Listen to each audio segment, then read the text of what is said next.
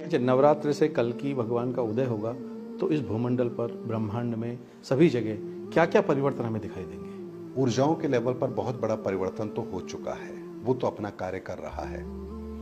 हमारी विचारधारा के अंदर भी बहुत बड़ा परिवर्तन आएगा। इस समय पर हमें सिर्फ और सिर्फ एक काम करना है।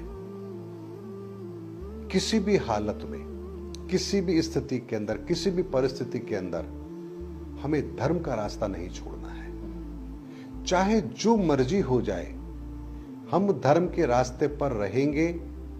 ये दृढ़ संकल्प यदि आपने कर लिया तो इतना मैं आपको आश्वासन देता हूं, ईश्वर से प्रार्थना करूंगा कि मेरा आश्वासन सत्य सिद्ध हो।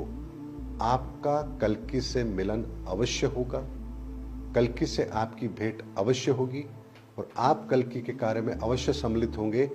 सिर्फ और सिर्फ धर्म के रास्ते पर रहें, किसी के बहकावे में नहीं आना। ईश्वर से प्रार्थना करो और धर्म के रास्ते पर अपने आप को मजबूती से पकड़ करके खड़े रहो।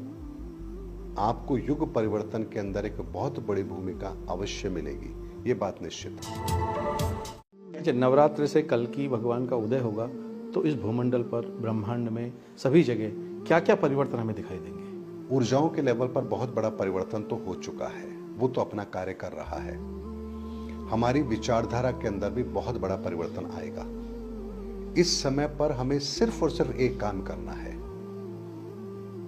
किसी भी हालत में, किसी भी स्थिति के अंदर, किसी भी परिस्थिति के अंदर हमें धर्म का रास्ता नहीं छोड़ना है। चाहे जो मर्जी हो जाए, हम धर्म के रास्ते पर रहेंगे।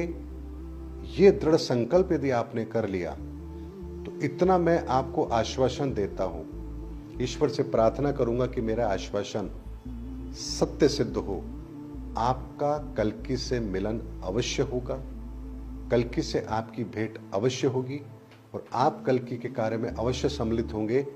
सिर्फ और सिर्फ धर्म के रास्ते पर रहें, किसी के बहकावे में नहीं आना। ईश्वर से प्रार्थना करो और धर्म के रास्ते पर अपने आप को मजबूती से पकड़ करके खड़े रहो।